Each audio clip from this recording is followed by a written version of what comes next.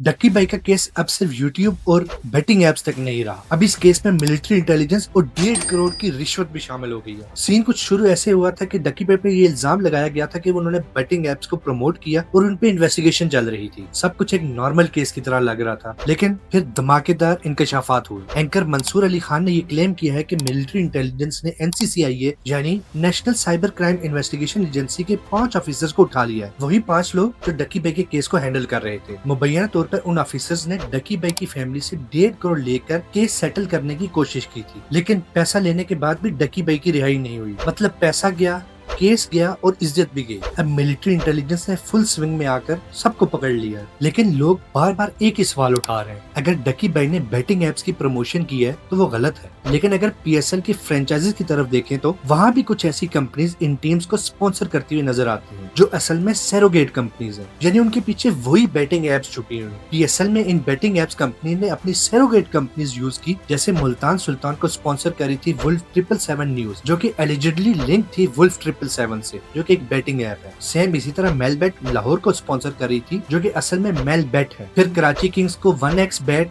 जो कि असल में 1x बेट है। इस तरह इन सैरोगेट कंपनीज को पीएसएल में यूज किया गया। शावर हाईकोर्ट ने भी एक ऑर्डर पास किया था, जिसमें पीसीबी को प्रोहिबिट किया था कि पीएसएल और नेशनल साइट पे ऐसी कोई भी बेटिंग एप्स को स्पॉन्सरशिप पे ना लें। ये सिर्फ डक्की भाई तक लिमिटेड नहीं था। वसीम अकरम जैसे लेजेंड्स, मतीरा जैसी सेलिब्रिटीज और डिफरेंट यूट्यूबर्स ने भी इन एप्स को प्रमोट किया। बस नाम थोड़ा फैंसी कर दिया जाता है फैंटेसी स्पोर्ट्स या न्यूज ऐप के लेबल के नीचे। तो ऐसा क्यों है कि सिर्फ एक बंदा फंस गया? मे बी सादर रहमान और डक्की भाई को किसी और चीज के लिए भी सजा दी जा रही है और इस स्टोरी में कुछ मिसिंग लिंक अभी भी है। आपको क्या लगता है?